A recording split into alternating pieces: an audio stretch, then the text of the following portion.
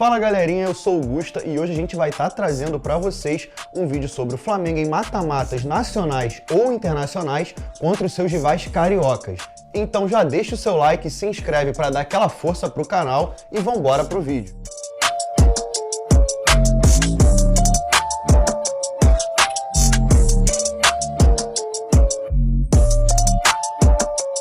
Então vamos começar com os confrontos entre Flamengo e Botafogo.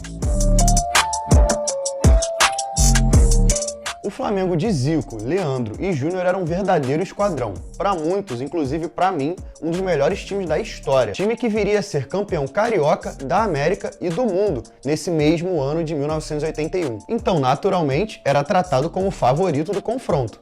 Mas não foi bem assim que as coisas aconteceram não. Depois de um 0 a 0 sem muitas emoções no jogo de ida, Zico abriu o placar no jogo de volta.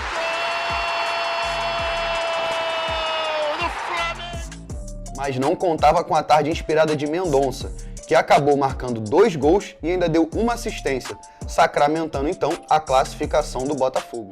Para chegar, cruzamento para Mendonça, olha a grande chance de cabeça. Edson, Mendonça, que finta maravilhosa, merece o gol. Depois disso, o Bota seguiu rumo às semis, onde acabou eliminado pelo São Paulo, encerrando sua participação no Brasileiro daquele ano.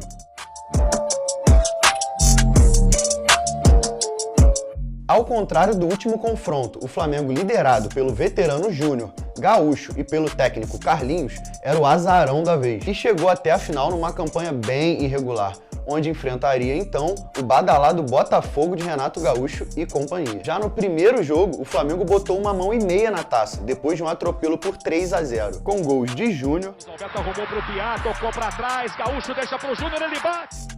Nélio, Campo de ataque, lança o Nélio, entra sozinho, Ricardo sai, ele toca! e Gaúcho. Em cruzamento, Ricardo Cruz mergulha! No jogo de volta, o Flamengo chegou a abrir 2 a 0, com direito a um golaço de falta de Júnior. Manda direto, gol!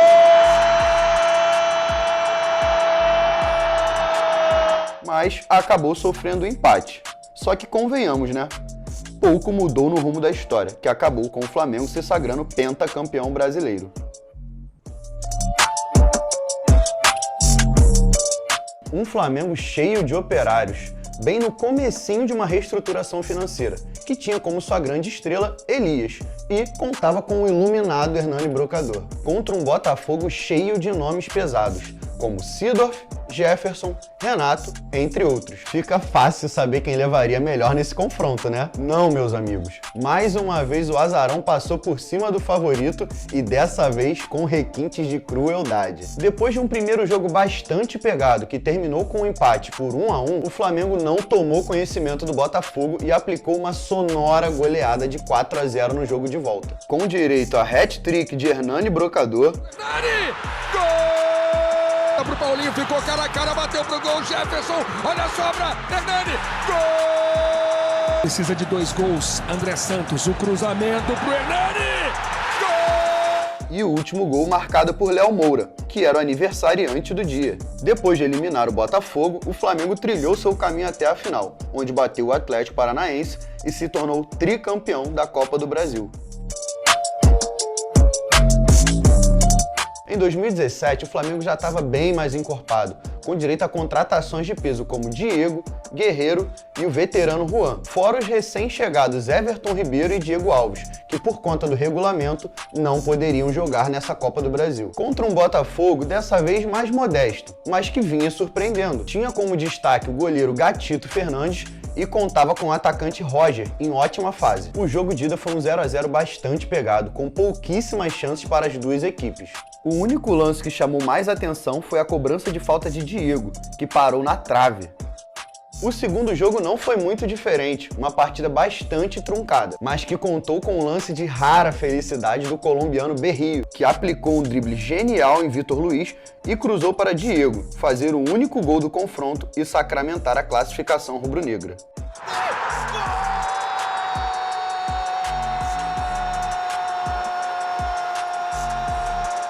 O O Flamengo avançou até a final, mas acabou ficando com o vice em disputa de pênaltis contra o Cruzeiro. Na somatória dos confrontos, o Flamengo leva vantagem, com um título e 2 classificações contra apenas uma classificação dos alvinegros. Então agora seguimos para os confrontos entre Flamengo e Vasco. O Flamengo de Zico, da geração de ouro, atual campeão brasileiro, já consagrado, enfrentava o também poderoso Vasco do artilheiro Roberto Dinamite. Tinha tudo para ser um confronto histórico, né? E não deixou a desejar. No jogo de ida, o Flamengo abriu o placar aos 25 do primeiro tempo com Adílio, que só tirou do goleiro Mazzaropi. Aos 39, em um lance bizarro, Moser de cabeça encobre Raul, marcando contra e empatando para o Vasco.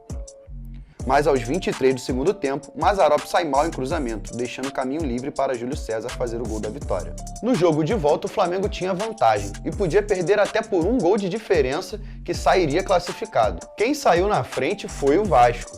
Em jogada ensaiada, Eloy chuta e a bola desvia na zaga, matando o goleiro Raul.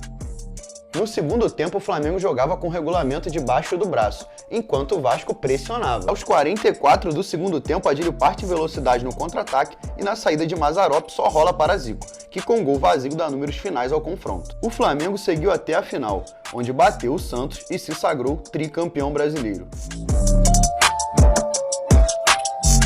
Uma final improvável.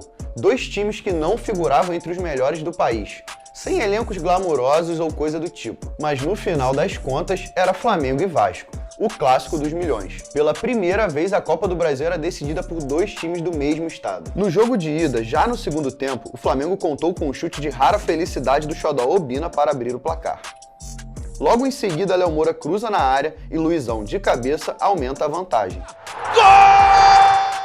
No jogo de volta, o Flamengo, que já tinha vantagem, entra tranquilo. Já o Vasco, nem tanto. O Cruz Maltino, precisando reverter uma vantagem de 2 gols, é surpreendido logo aos 16 minutos, quando Valdir Papel dá uma tesoura em Léo Moura e recebe o segundo amarelo.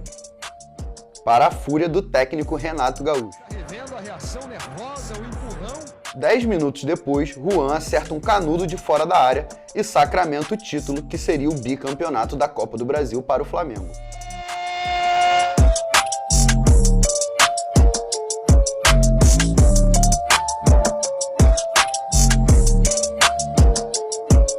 Pela segunda vez, Flamengo e Vasco se enfrentavam pela Copa do Brasil. E o cenário na época era bem mais equilibrado do que hoje em dia. O Flamengo, que até tinha um time levemente superior, tinha sido eliminado recentemente pelo Vasco na semifinal do Carioca e queria dar o troco, né? Mas ficou só na vontade. No primeiro jogo, o Flamengo desperdiçou chances valiosas, como essa aqui do Guerreiro. Espirra, entregue pro Guerreiro, defender! E em lance no mínimo polêmico, Riascos recebe e cruza para Jorge Henrique, que faz o único gol da partida, dando ao Vasco a vantagem para o jogo de volta. No segundo jogo, o Flamengo reagiu rápido e aos 5 minutos, Jorge bate cruzado para dentro da área. A bola desvia em Madison, que abre o placar com gol contra. O placar perdurou durante praticamente o jogo todo, mas quando todo mundo achou que a gente ia para os pênaltis, aos 38 do segundo tempo, Nenê bate falta na área e Rafael Silva, de cabeça, faz o gol da classificação vascaína. O Vasco logo em seguida foi eliminado pelo São Paulo nas quartas de final, encerrando assim a sua participação na Copa do Brasil daquele ano. Finalizando os confrontos, o mais querido leva vantagem, com um título e uma classificação contra apenas uma classificação dos Cruz Maltinos. E agora seguimos para os confrontos entre Flamengo e Fluminense.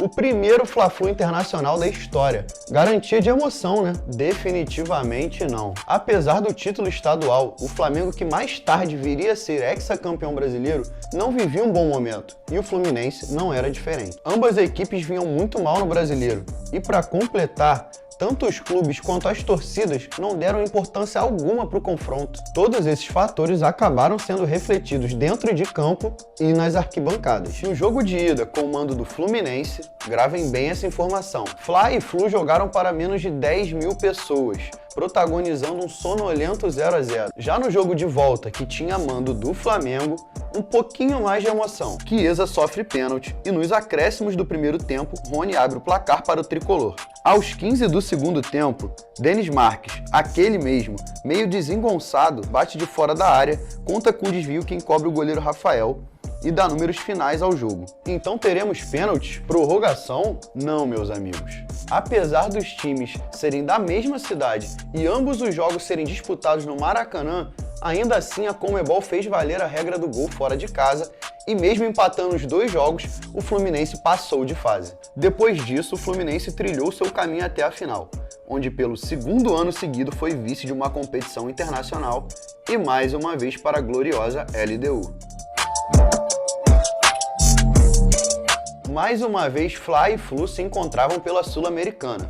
Será que teremos mais um confronto sonolento, desinteressante? Segura as pontas aí, porque dessa vez não vai faltar emoção. No primeiro jogo, o Flamengo teve amplo domínio na etapa inicial. Domínio que foi concretizado aos 26 minutos, com gol de Everton Motorzinho. Voltou! Gol! No segundo tempo, o Flu se lançou ao ataque. Teve o controle da partida, mas não conseguiu transformar o volume de jogo em gol. No jogo de volta com o mando do Flamengo, o tricolor não demorou para reagir. Aos 2 minutos, Lucas deixou tudo igual no confronto.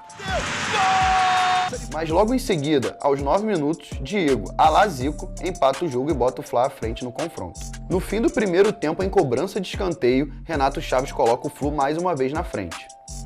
E não parou por aí. Aos 9 do segundo tempo, o mesmo Renato Chaves, novamente de cabeça, amplia a vantagem tricolor, para desespero dos flamenguistas.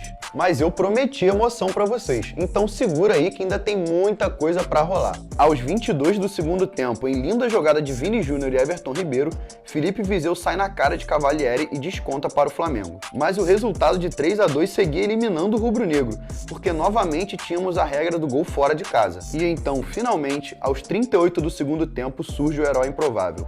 William Arão de cabeça deixa tudo igual, classificando o Flamengo depois dessa batalha histórica. O Flamengo seguiu até a final, onde infelizmente acabou superado pelo Independiente da Argentina e ficou com o vice. Até o momento, Fla e Flu seguem empatados em mata-matas nacionais ou internacionais, com uma classificação para cada lado. Mas a gente sabe que está em andamento uma tal de Copa do Brasil 2023 na fase de oitavas de final. E na ida, apesar de grande superioridade do Flamengo, que por muito tempo teve um a mais em campo, o jogo acabou 0-0. E no segundo jogo, quem será que vai levar? Rapaziada, esse foi o nosso vídeo. Eu espero de coração que vocês tenham gostado desse conteúdo diferente. Se você curtiu, já deixa aqui o seu like, se inscreve e também já deixa aqui nos comentários se você gostou do vídeo ou não, que assim a gente consegue saber o que você achou e continua trazendo esse tipo de vídeo para vocês. Também não esquece de ativar o sininho para não perder nenhum vídeo nosso, beleza? Então é isso, galerinha. Tamo junto e até a próxima.